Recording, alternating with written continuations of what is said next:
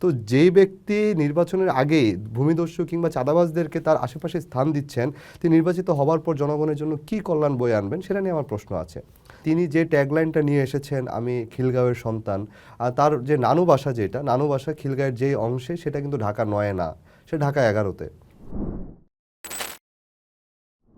নির্বাচনের টিকটিক শুরু হয়ে গিয়েছে, আর খুব বেশি দিন বাকি নেই। এবারে প্রার্থী তালিকায় যদি আমরা একটু নজর বুলাই, আমরা দেখব যে নানা রকমের প্রার্থী আছেন। আমরা সবসময় দেখি কি রাজনীতিবিদ, ব্যবসায়ী, কেউ হয়তো লয়ার ছিলেন, তিনি এসছেন, এরকম নানা কিছু দেখি। কিন্তু এবার বেশ বৈচিত্র্য পাওয়া যাচ্ছে। এবার অনেক লেখকও নির্বাচনের প্রার্থী হয়েছেন, ডাক্তাররা তো আছেনই, একেবারে সাধারণ মানুষও প্রার্থী হয়েছেন যিনি এলাকার কথা বলেন। ঠিক এই জায়গাটা থেকেই আজকে আমরা একজন লেখক কিন্তু নির্বাচনের প্রার্থী এরকম একজনের সাথে কথা বলতে চাই, যিনি ঢাকা 9 আসন থেকে এবার নির্বাচনে প্রার্থী হয়েছেন। আমরা কথা বলতে চাই মোহাম্মদ জাবেদ মিয়া রাসিন, তিনি ঢাকা 9 আসনের এনসিপির প্রার্থী। জনাব রাসিনের পরিচয় আরেকটু দিতে চাই। কেন বললাম লেখক, তিনি কিন্তু বাংলাদেশে থ্রিলার রাইটার হিসেবে খুবই পরিচিত। সেই রাসিনের সাথে আজকে আমরা কথা বলবো। জাবেদ মিয়া রাসিন, স্বাগত জানাচ্ছি।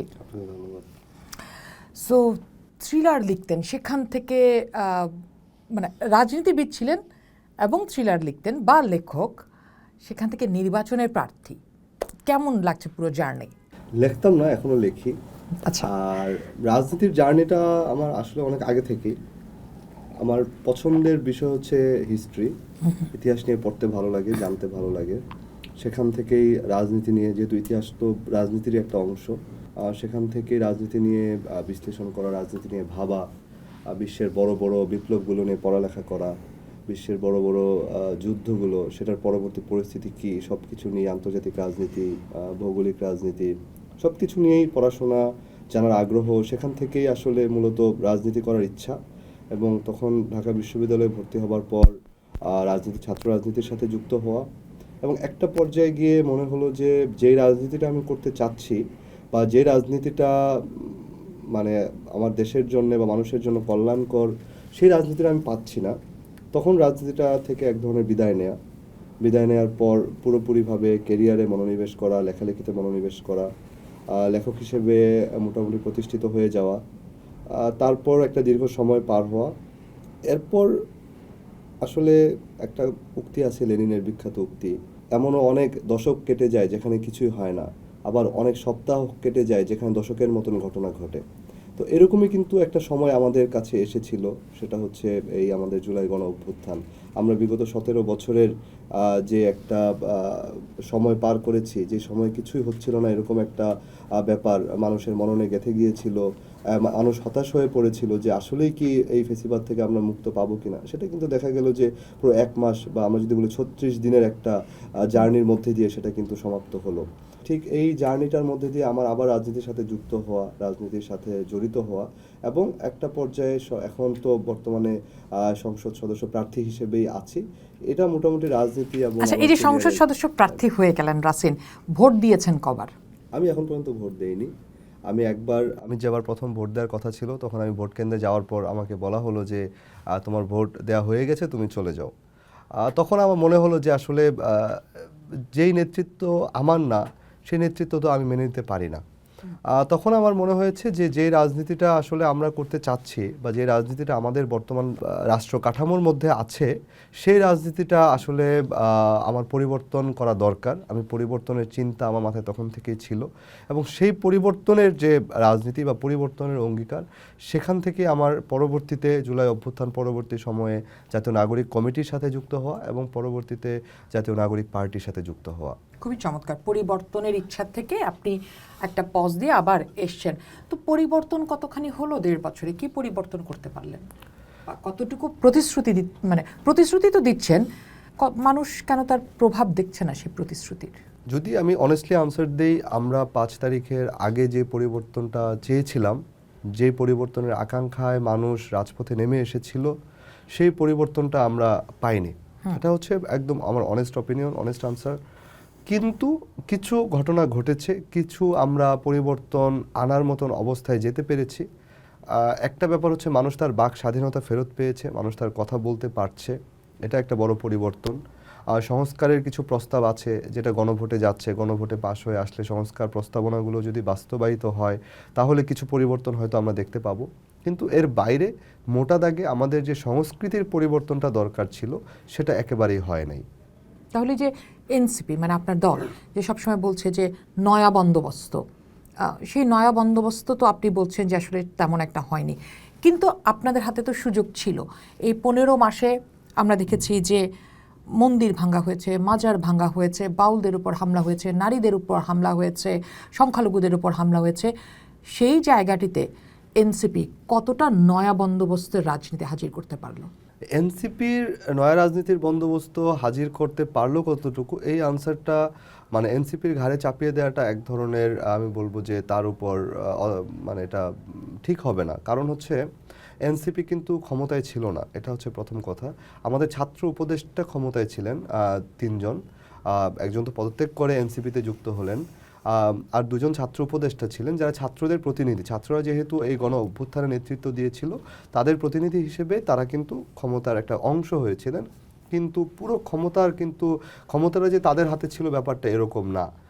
তো এটাকে যদি আপনি এইভাবে মার্জিনালাইজ করা হয় বা লেভেলাইজ করা হয় যে না এনসিপি আসলে ক্ষমতা তাদের হাতে আমি তো ছিল, ক্ষমতার কথা বলিনি না, রাসেল, না, আমি বলছি। বলেছি যে নয়া বন্দোবস্তের যে না, রাজনীতির আপনি কথা বলছেন বলা যে হলো, মন্দির ভাঙা বা যে ঘটনাগুলোর কথা বললেন, এনসিপি তো আর রাষ্ট্রযন্ত্র না, এনসিপির হাতে তো পুলিশ নাই, এনসিপির হাতে তো আর আইন শৃঙ্খলা রক্ষাকারী বাহিনী নাই। আমি সে যদি তো খুব সহজ বাংলায় বলি, জি, একজন রাজনীতিবিদ হিসেবে বা রাজনৈতিকবিদ বাদ দেন, যদি একজন রাজনৈতিক কর্মী হিসেবে এই জায়গাগুলোতে এনসিপির অবস্থান কতটা শক্ত ছিল? অবশ্যই শক্ত ছিল। যেমন? এনসিপি প্রত্যেকটা ব্যাপারে মন্দির ভাঙা থেকে শুরু করে মাজার ভাঙা, মব ক্রিয়েট করা, নারীদেরকে হেনস্থা করা, বিভিন্ন সময়ে কিন্তু এনসিপি তার যে অবস্থান সেটা ব্যক্ত করেছে, তার কি সুস্পষ্ট ধরনের অবস্থান ব্যক্ত করেছে। অবস্থান ব্যক্ত করাটার সাথে নতুনত্ব কি?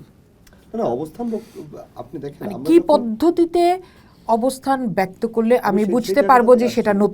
নতুন হচ্ছে? আচ্ছা, সেই জায়গাটাতে আসছি। যখন আমরা এনসিপি হওয়ার আগে তো আমরা জাতীয় নাগরিক কমিটি নামে একটা প্রেশার গ্রুপ হিসেবে ছিলাম আমরা। সেই প্রেশার গ্রুপটাতে কিন্তু আমরা সমস্ত বাংলাদেশের প্রতিনিধিদেরকে সেখানে রাখার চেষ্টা করেছি। সেখানে ভিন্ন জাতিগোষ্ঠী যেমন ছিল, সেখানে আপনার একেবারে হরিজন সম্প্রদায় থেকে শুরু করে বিভিন্ন যে আমাদের প্রতিনিধি যারা আছেন বিভিন্ন গ্রুপ স্টেকের, সেখান থেকে আমরা প্রতিনিধি রাখার চেষ্টা করেছিলাম জাতীয় নাগরিক কমিটিতে। আমার জাতীয় নাগরিক কমিটিটাই ছিল এক প্রকার পুরো বাংলাদেশ। নয়া বন্দোবস্তের কথা হচ্ছিল আমাদের, যে নয়া বন্দোবস্তের কথা বলছে এনসিপি, তাহলে এই জায়গাগুলোতে আসলে কেন নতুন বার্তা দিতে পারলো না, নতুন রাজনীতি হাজির করতে পারলো না এনসিপি? এই মাজার ভাঙ্গা, বাউলদের উপর আক্রমণ, নারীদের উপর আক্রমণ, এটা এনসিপি করতে পারে নাই সেটা আমি বলবো না। এনসিপি করেছে রাজনীতি এবং এনসিপি করে যাচ্ছে। একজন সমস্যাটা তরুণ হচ্ছে হিসেবে আপনি কি মনে করেন, কনভিন্স মি, কি করলে আপনার কাছে মনে হতো যে এটা নতুন, সামথিং নিউ? বলেন। সামথিং নিউ তো আমরা করতে পারি নাই, কারণ আমরা তো চেঞ্জটা আনতে পারি নাই। সামথিং নিউ হতো যদি আমরা আসলেই আমাদের যে সেকেন্ড রিপাবলিকের কথা বলছি সেটা যদি আমরা করতে পারতাম, আমরা যদি আসলেই সংবিধানটা পরিবর্তন করতে পারতাম, আমরা যে সংবিধানটা আমাদের একটা ব্যাগেজ হিসেবে আসছে গত প্রায় 53 বছরে, আমাদেরকে ভালো কোনো কিছু উপহার দিতে পারে নাই, আমরা ক্রমাগত পেছনের দিকে গিয়েছি, সেটা যদি আমরা চেঞ্জ করে আমরা নতুন একটা স্টার্ট করতে পারতাম এখান থেকে, পুরো মানে আমাদের জনগোষ্ঠীটাকে সাথে নিয়ে একসাথে আমরা যে ঐক্যবদ্ধ বাংলাদেশের কথা বলছি, সেখানে সবাই এটার পার্ট থাকবে, কিন্তু সেটাও কিন্তু আমরা পারি নাই। সেটাও কিন্তু একটা জায়গায় এসে আমরা যখন রাজনীতিটা করতে আসছি, বড় রাজনৈতিক দলগুলো আমাদেরকে কিন্তু সেই স্পেস দেয় নাই। আমরা সেখানে চেষ্টা করেছি, আমরা এখনও চেষ্টা করে যাচ্ছি।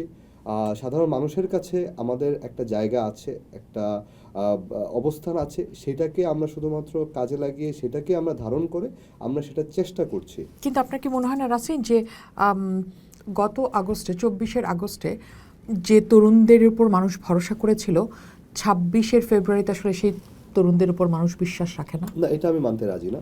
কত শতাংশ মানুষ বিশ্বাস রাখে? আমি যেমন আমি এখন আমার নির্বাচনের দিকে যেতে হয়, আমি যখন আমাকে দল থেকে নমিনেশন দেওয়া হলো এবং জোট থেকে নমিনেশন দেওয়া হলো, আমি প্রথমে চিন্তা করলাম, একেবারে অল্প সময় আমার হাতে ছিল নমিনেশন পেপার সাবমিট করার পর, এবং জোটের প্রার্থিতা ঘোষণা কনফার্ম হওয়ার পর সে অল্প সময়ে আমি কি করতে পারি, আমি যেটা চেষ্টা করেছি আমি হাঁটতে পারি, আমি হাঁটবো মানুষের কাছে, আমি মানুষের সাথে কথা বলবো। এবং আমি মনে হয় একমাত্র ব্যক্তি বাংলাদেশে যে কিনা এখন পর্যন্ত প্রায় 500 to 600 কিলোমিটার আমি হাঁটছি, আমি সাধারণ মানুষের সাথে কথা বলছি, আমি কমপক্ষে হলেও প্রায় 70-80 হাজার মানুষের সাথে আমি ডিরেক্ট আমি কমিউনিকেশন করেছি এবং আমি তাদের সাথে কথা বলার চেষ্টা করেছি। এবং যাদের সাথে কথা বলেছি তাদের একটা বিশাল অংশ, বিরাট জনগোষ্ঠী কিন্তু চাইছে পরিবর্তনটা হোক এবং এই পরিবর্তনটা তরুণদের দ্বারাই হবে, এটা তারা বিশ্বাস করে। আচ্ছা, আপনি বলছেন যে তরুণদের দ্বারাই হবে। আপনারই আসনে আরেকজন প্রার্থী আছেন তাসনিম জারা, যিনি একটা সময় আপনাদের সাথেই ছিলেন, তিনি সেই জায়গা থেকে বের হয়ে এসেছেন। তিনিও তরুণ, আপনিও তরুণ, এবং আরেকজন আছেন আপনাদের জনাব হাবিব, যিনি বিএনপি থেকে লড়ছেন। তিনি আবার খুবই মানে সুপরিচিত তার এলাকায়, এবং তার এক ধরনের ভালো বলা যেতে পারে যে পরিচিতি আছে। এই জায়গাটিতে তাহলে কাকে বেছে নেবে আপনার প্রার্থী? কি মনে মানে কাকে বেছে নেবে আপনার ভোটার, কি মনে করেন? না, অবশ্যই ভোটাররা আমাকেই বেছে নেবে আমি মনে করি।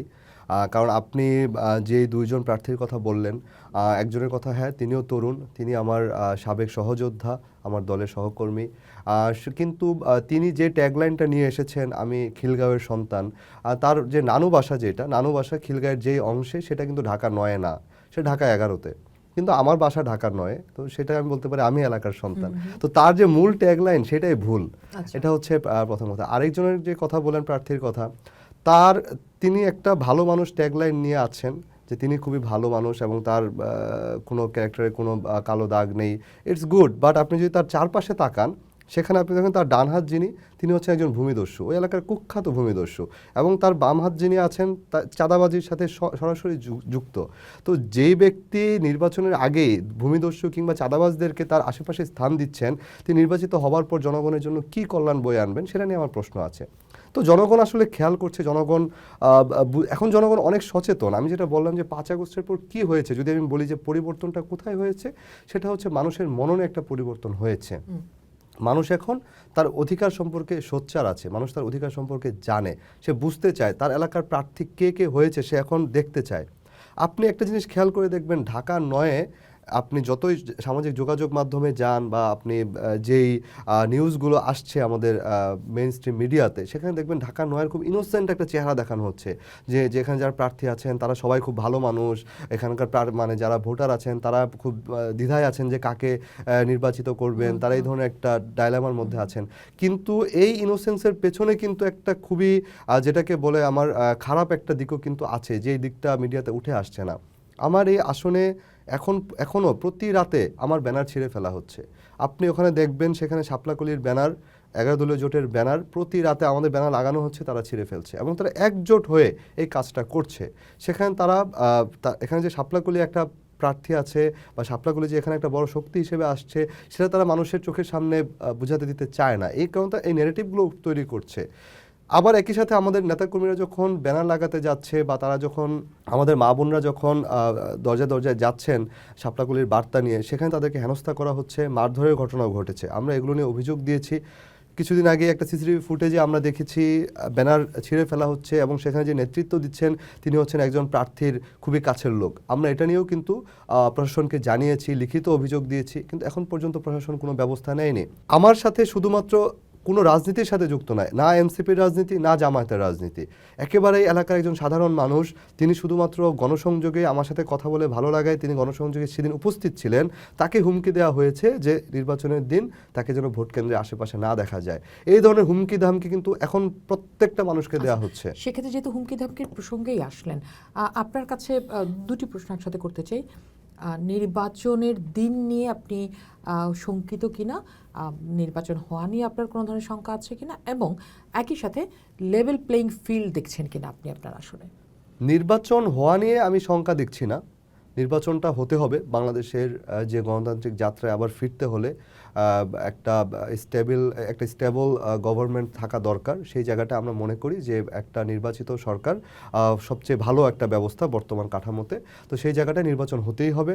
কিন্তু এর বাইরে নির্বাচনের আগের দিন বা নির্বাচনের দিন যে পরিমাণ সহিংসতার ঘটনা ঘটবে, বিশেষ করে ঢাকা 9 আসনে আমরা যেটা বুঝতে পারছি, প্রচুর পরিমাণে অস্ত্র প্রবেশ করানো হচ্ছে এলাকার ভেতরে।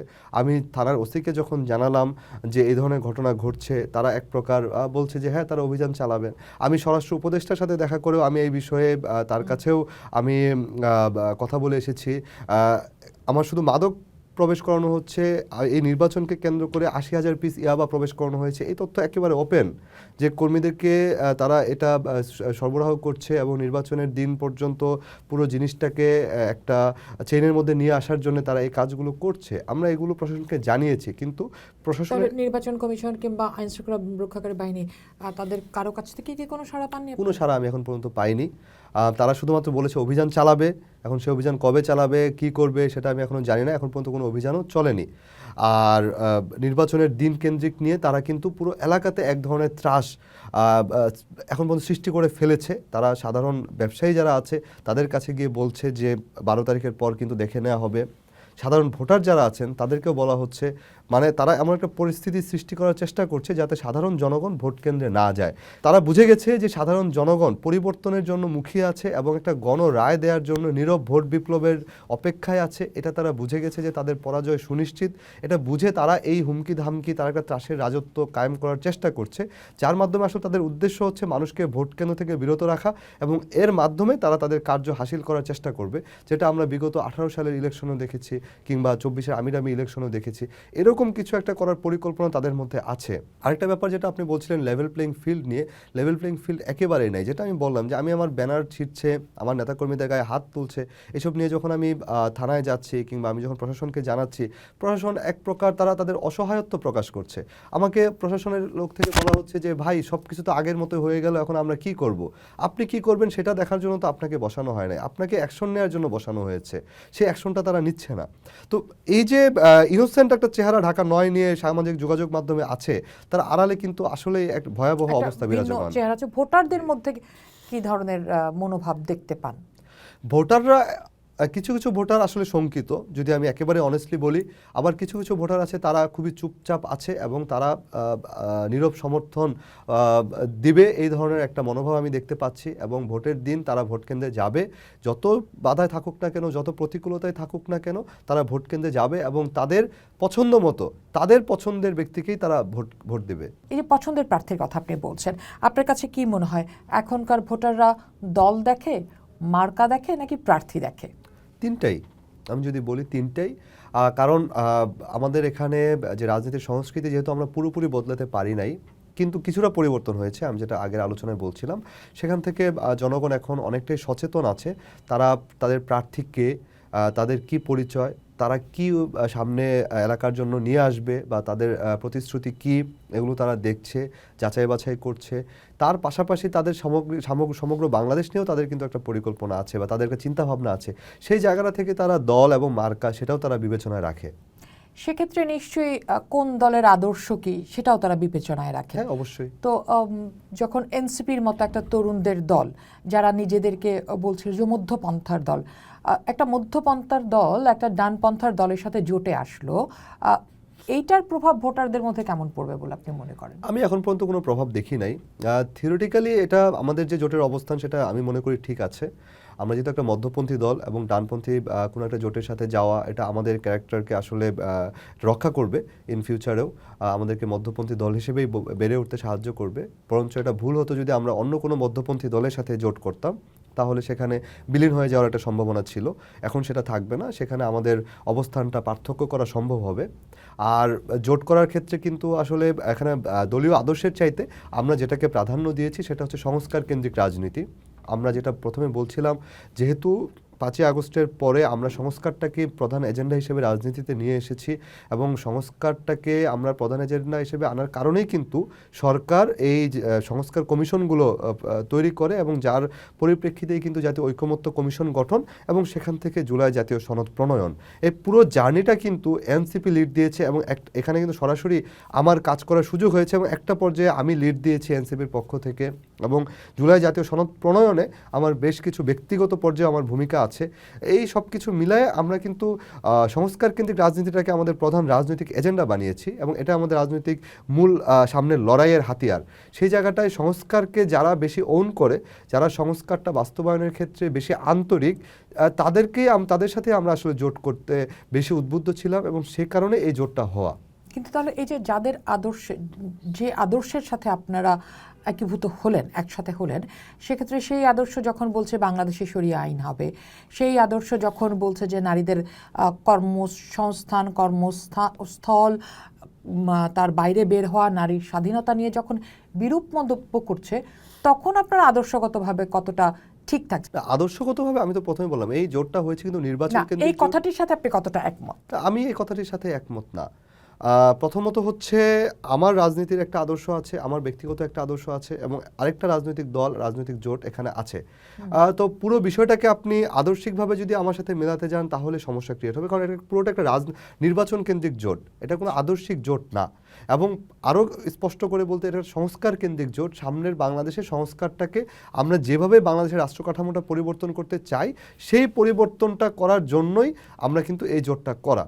তো সামনের বাংলাদেশে আপনি যে দলের সাথে জোট করতে চান, সেই দলের আদর্শ যদি এরকম হয়, আপনি কিভাবে মনে করেন যে আসলে একটা নতুন বাংলাদেশ, একটা ভিন্ন বাংলাদেশ, একটা সংস্কার করতে চান যে বিষয়গুলো নিয়ে, সেই বাংলাদেশ আপনি দেখতে পাবেন? আমি কিন্তু এখন পর্যন্ত তাদের সাথে যতটুকু কথাবার্তা বলেছি, তাদের সাথে যতটুকু আমাদের প্রোগ্রামগুলো হয়েছে, আমি তাদের কাছ থেকে কোনো ধরনের এরকম কথা পাইনি যে বাংলাদেশে শরিয়া আইন কায়েম হয়ে যাবে। তারা তাদের ডেমোক্রেসির মধ্যে আছে, ডেমোক্রেটিক প্রসেসের মধ্যে আছে, কেউ তো ডেমোক্রেটিক প্রসেসের বাইরে নাই।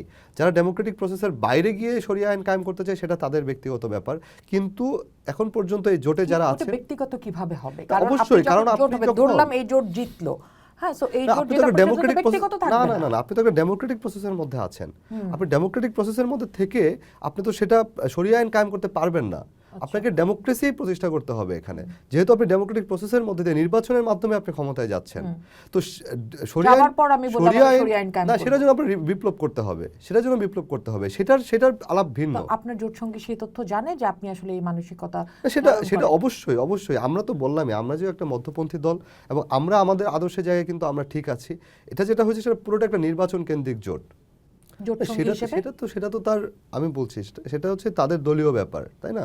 এখন একজন জোটের আমির যখন এ ধরনের মন্তব্য তার ভোটারে, কারণ এর প্রভাব তো আপনার উপরে পড়বে, কারণ আপনি তো জোট সঙ্গী। না, আমার উপর পড়বে না। কেন পড়বে না? আপনি তো তার জোট। না, এখানে আপনি জামাতের আমিরের বক্তব্য এবং সাধারণ ভোটারদের বক্তব্য, রাজনীতির ক্ষেত্রে দুটাকে আপনার আলাদা করতে হবে। কারণ রাজনীতির ময়দানে এখন আমার যে ভোটের রাজনীতিতে, সেখানে জনগণ দেখছে তার ক্যান্ডিডেট কে এখানে আছে, তারা তাদের এলাকার জন্য কি উন্নয়ন করবে, বা তার এলাকার যে সমস্যা কতটা ভোকাল হতে পারবে সে, এবং সে তার এলাকার উন্নতিতে কতটুকু ভূমিকা রাখতে পারবে, সেটা হচ্ছে তার বিবেচ্য বিষয়, এবং এটাই হচ্ছে গণতান্ত্রিক রাজনীতির ধারার।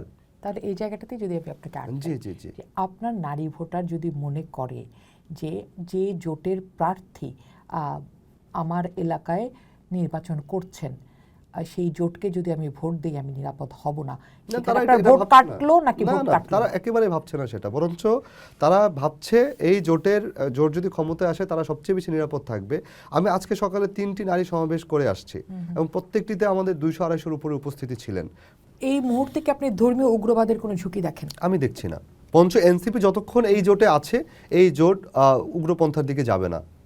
আচ্ছা, সেক্ষেত্রে আমরা উগ্রবাদের ঝুঁকি দেখছি না, কিন্তু মবের ঝুঁকি কি দেখেন? কারণ নির্বাচনের কয়েকদিন আগেও আমরা দেখলাম, বিশেষ করে হাদি হত্যাকাণ্ড নিয়ে যা ঘটে গেল এবং এখনো ঘটছে, সেই বিষয়ে আপনার মন্তব্য? একটা শক্তিশালী সরকার আসলে মব যে সৃষ্টি করা হচ্ছে এটাও বন্ধ হয়ে যাবে বা কমে যাবে, কারণ প্রশাসন আসলে এই সরকার এতটাই দুর্বল যে প্রশাসন ঠিকমতো ফাংশন করতে পারছে না, যার কারণে মবগুলো সৃষ্টি হচ্ছে, এবং কিছু জায়গায় কিছু স্থানীয় প্রভাবে এই মবগুলো ক্রিয়েট করা হচ্ছে। কেউ তার ব্যক্তিগত স্বার্থ হাসিলের জন্য, কেউ দলীয় স্বার্থ হাসিলের জন্য। তো এটা যখন শক্তিশালী সরকার এসে যাবে, গণতান্ত্রিক প্রক্রিয়া নির্বাচিত হয়ে তার প্রশাসন যদি শক্তিশালী হয়, তখন এই সমস্যাটা আর থাকবে বলে আমার মনে হয় না। এখন এই মুহূর্তে যে বিভিন্ন সময় বিভিন্ন জায়গা থেকে এই উত্তেজনা তৈরি হচ্ছে, আপনার সরকারের দুর্বলতার কারণে, আপনার কি মনে হয় নির্বাচন বানচালের চেষ্টা কোথাও আছে? হ্যাঁ, সেটা তো অবশ্যই আছে, কারণ একটা তো পরাজিত শক্তি আছেই, তারা চাইছে না এখন নির্বাচন হোক। তারা বিভিন্ন জায়গায় বিভিন্ন ঘটনা ঘটানোর চেষ্টা করছে। তার সাথে আবার যারা এখন মনে করছে সামনে নির্বাচনে তারা পরাজিত হবে, তারাও সেটাতে আগুনে ঘি ঢালছে, এরকম ঘটনা তো ঘটছেই। আচ্ছা, সেক্ষেত্রে আমরা দেখি যে দলগুলোর মধ্যে তো এক ধরনের প্রতিদ্বন্দ্বিতা হচ্ছেও, কিন্তু একই সাথে আমরা দেখছি পরস্পরের প্রতি দ্বন্দ্ব বাড়ছে, বিদ্বেষ বাড়ছে, ঘৃণা বাড়ছে। এতে করে কি আপনার কাছে মনে হয় যে সামনের দিনে যে আওয়ামী লীগকে আসলে ফেলে দেওয়া হয়েছিল, পালিয়ে যেতে বাধ্য করা হয়েছিল, তারা আবারও ফিরে আসতে পারে এই দ্বন্দ্ব আর বিদ্বেষের সুযোগে? আর দ্বন্দ্ব বিদ্বেষ নির্বাচনের মাঠে থাকবে, কিন্তু আমি মনে করি যে ফেসিবাদ বিরোধী যে ঐক্য এখনো আছে, সেটা যদি বজায় থাকে, সেটা যদি বহাল থাকে, তাহলে পতিত ফেসিস্ট আওয়ামী লীগের ফেরত আসার কোনো সুযোগ নেই। কিন্তু যদি এই দ্বন্দ্ব প্রকট আকার ধারণ করে এবং রাজনৈতিক দলগুলো যদি দায়িত্বশীল আচরণ না করে, সেই ক্ষেত্রে তো অবশ্যই সম্ভাবনা তো উড়িয়ে দেওয়া যায় না। আচ্ছা, এই জায়গায় একটু জানতে চাই যে গণভোট নিয়ে সাধারণ মানুষের মধ্যে কি ধরনের সাড়া দেখছেন, ব্যাপক তাদের সাড়া কাছে দেখতে তথ্য পাচ্ছি। আছে কিনা, তারা কি বলছেন, কতটা এখানে আগ্রহী তারা গণভোট নিয়ে, আগ্রহী, কতটা জানে তারা গণভোট নিয়ে? গণভোট নিয়ে আগ্রহী। যেমন আমি যখন কোনো জায়গায় গিয়ে কথা বলি, অনেক সাধারণ মানুষ আমাকে এসে বলে, ভাই একটু গণভোট নিয়ে একটু বলেন, আর একটু গণভোট নিয়ে কথা বলেন। যেমন আজকে আমাকে একজন বলছিলেন, ভাই গণভোটটা আমরা ঠিক বুঝতেছি না, আপনি আমাদের একটু বুঝাই দেন। যেহেতু গণভোট বা জুলাই সনদে আমি একটা ভূমিকা রেখেছি, সেই জায়গাটায় আমি আমার ব্যক্তিগত দায়িত্বের জায়গা থেকেও আমি তাদেরকে বোঝানোর চেষ্টা করি গণভোটটা সাধারণ মানুষ বুঝতে পারে, যে এক কথায় তারা বুঝে যে গণভোটে হ্যাঁ দিলে আবার কেউ স্বৈরাচার হতে পারবে না, এতটুকু সাধারণ মানুষ বুঝতে পারে, এবং এটা নিয়েই তারা আসলে গণভোটে হ্যাঁটা দিবে আমার মনে হয়। আচ্ছা, যেহেতু এই সরকারের শেষ সময় চলে এসেছে, আমরা নানা রকম কনস্পিরেসির কথা শুনছি নানা জায়গায়, আপনার কাছে কি মনে হয় যে এই সরকার তার ঠিকঠাক মতো নির্বাচনের দায়িত্বটা পালন করে যেতে পারবে শেষ সময় পর্যন্ত? এখন পর্যন্ত সরকার ব্যর্থ, আমি যদি বলি।